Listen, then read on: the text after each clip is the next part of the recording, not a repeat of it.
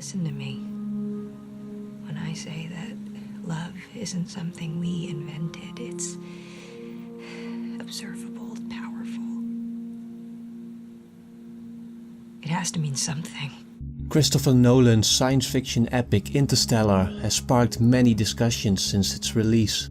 For a story that deals with complex science, this doesn't come as a surprise, but I found that aside from the topics that are addressed most often, such as explaining the plot, discussing scientific accuracy, debating the role of technology and artificial intelligence, and drawing parallels with Joseph Conrad's Heart of Darkness and the Dust Bowl era, there hasn't been that much real discussion on one of the more controversial moments from the film. The scene in which Brand suggests that love might be more real and powerful than we previously thought. Maybe it means something more, something we can't yet understand.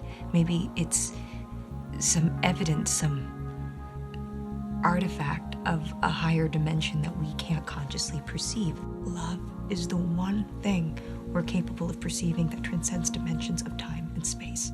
Maybe this topic often gets overlooked because of the slightly awkward writing, or could it perhaps be that we are unwilling to explore an attempt at making a sincere statement about an intimate subject that is not rooted in postmodern deconstruction or science devoid of the subjective human experience? Or as Aaron Stewart Arndt puts it in his fantastic article on Interstellar, have we become more terrified of intimacy than interstellar travel? My main goal for this video is therefore to explore how Nolan views the connection between time and love in Interstellar. There's going to be some science, but because that topic has already been covered so much, I'm just going to stick to the basics that are needed to understand the world of Interstellar.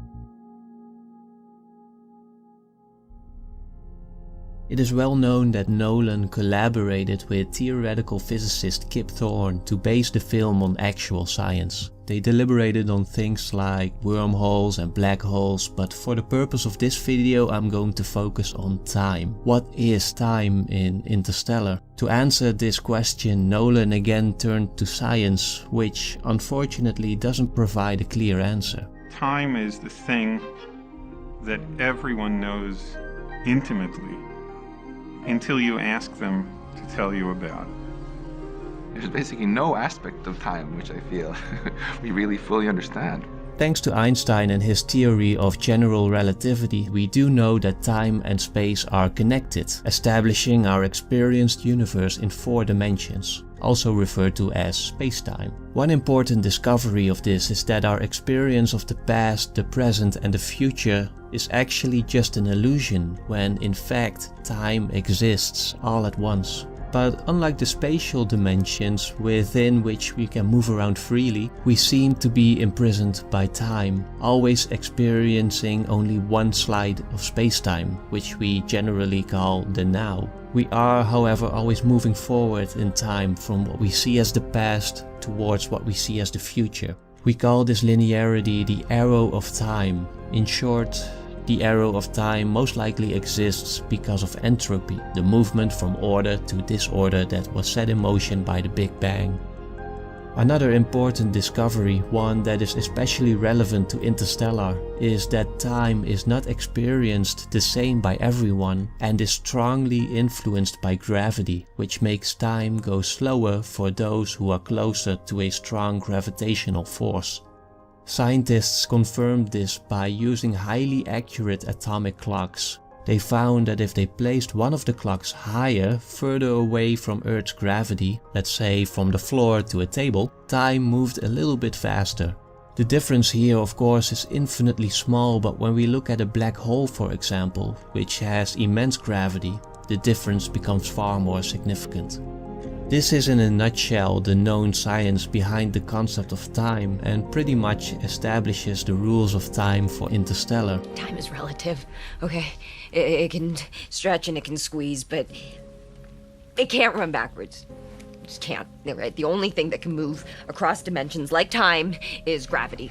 It is interesting to look at how Nolan incorporates this knowledge in Interstellar, for aside from the obvious use of time and time dilation in the story, Nolan is known for using his films to make meta statements on filmmaking and the act of watching a film. In Inception, for example, the dream world is created in pretty much the same way that films are made. There is a director, a producer, a production designer, an actor, and a studio who all work together to deliver an experience to the audience that impacts their lives in some way or another. I think that in Interstellar, Nolan wanted to make a similar statement, a statement about the experience and manipulation of time, both in film and in real life.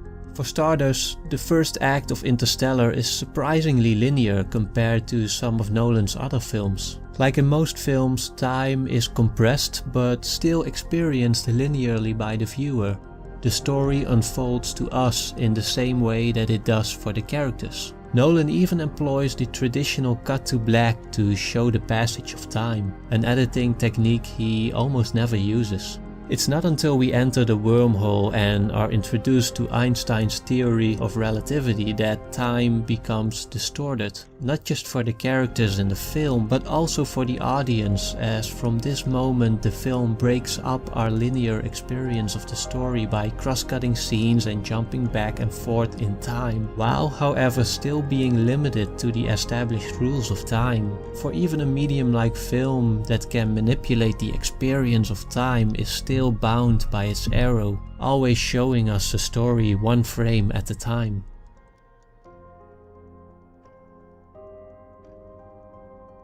Besides the scientific foundation of Interstellar, Nolan also tends to ground his films within a reality that is built from familiar elements, taking everyday experiences and enlarging them, building them into the bigger story. Again, going back to Inception, when establishing the rules of the dream world and the concept of extraction, Nolan used universally experienced elements to make his science fiction concept feel relatable to the audience, such as the kick and the idea that dreams feel real while we're in them. It's only when we wake up that we realize something was actually strange. In Interstellar, he does this by drawing on our universal experience of being imprisoned by time, which is beautifully symbolized by the clock-shaped endurance that, while moving in infinite space, binds the crew within its limits. And Hans Zimmer's score, which during high-tension scenes becomes a ticking clock at exactly 60 beats per minute.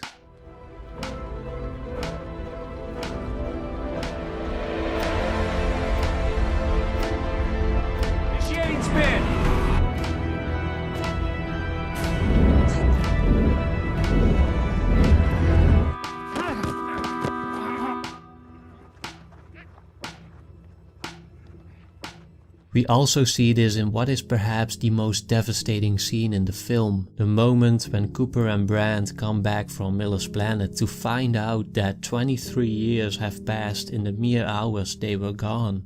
In what feels like the blink of an eye, Cooper's children have aged decades. What was once their future is now a series of memories that he was not a part of. And we too, as the audience, are deprived of being part of their story like we were in the first act of the film. Why do we find this moment so profoundly moving? I'd argue that this is because we do in fact experience this dilation of time and subsequent feeling of loss in our own lives. Take for example the stories of people who were forced to stay in one place for a long period of time, or stories of those who went on some kind of journey. Coming home for them is rarely so much about the spatial element as it is about the passing of time. It is the realization that life has moved on in your absence. It is knowing that no matter how you move within the spatial dimensions, you cannot escape time. All of us experience this to some extent when we reconnect with old friends or family members, when we revisit places where we might have lived years ago, or when we get back from a long trip. we find out that things have changed, or perhaps even that we have changed. That we are no longer in touch with that which once felt familiar. Again, not because of changes in space, but because of this passing of time that forever dooms us to experience fundamental loss.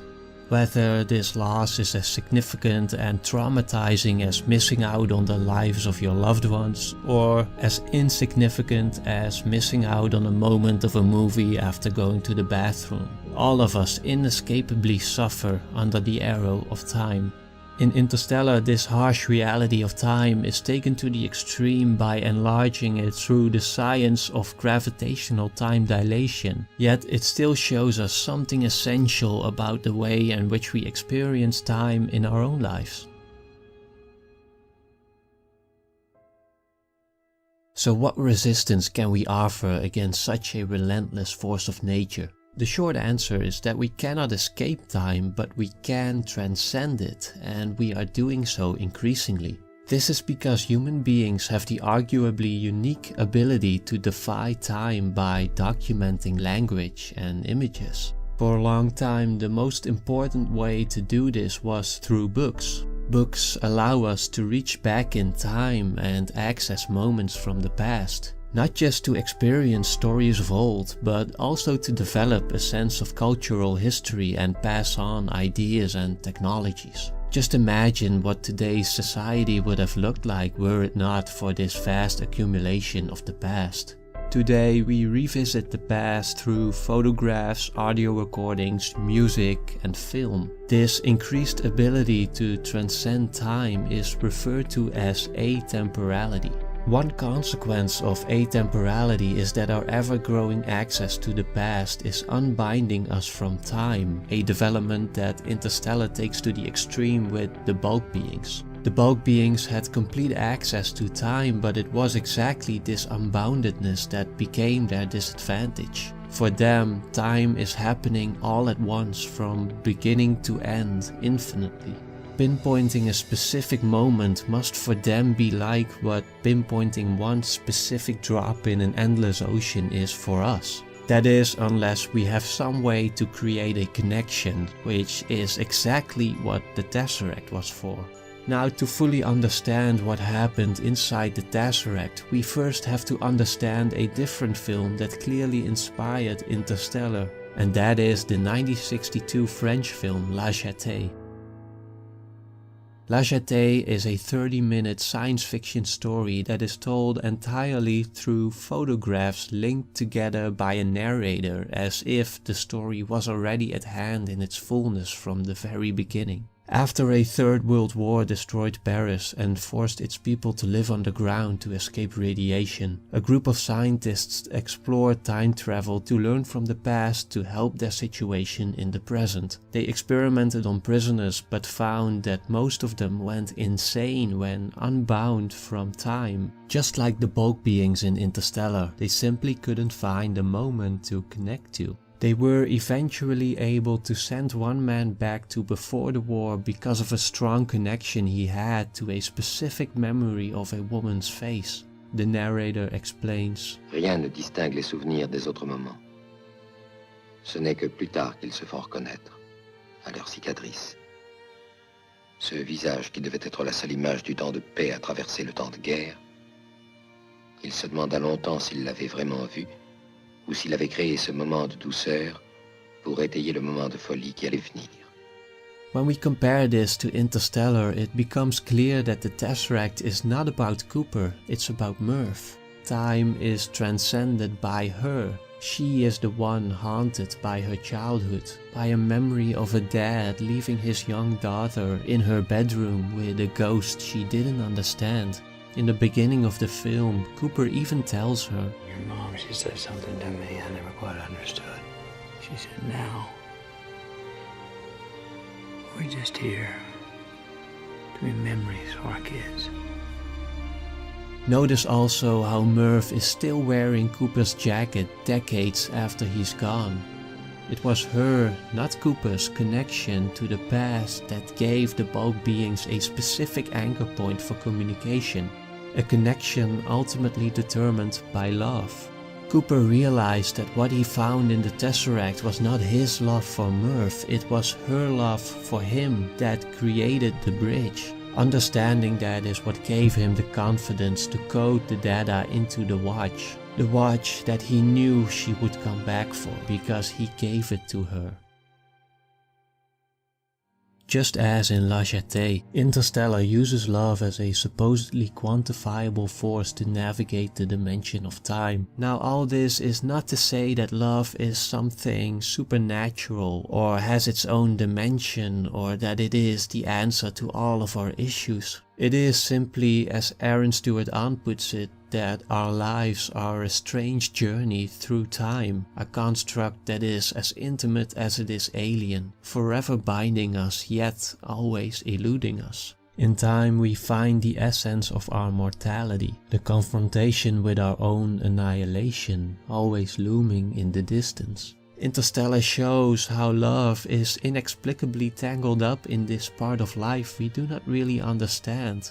Not just in a sentimental way, but more so in the deep sense of grief, of mournfulness that inevitably follows as we pass through time, frame by frame, moment by moment, always losing it.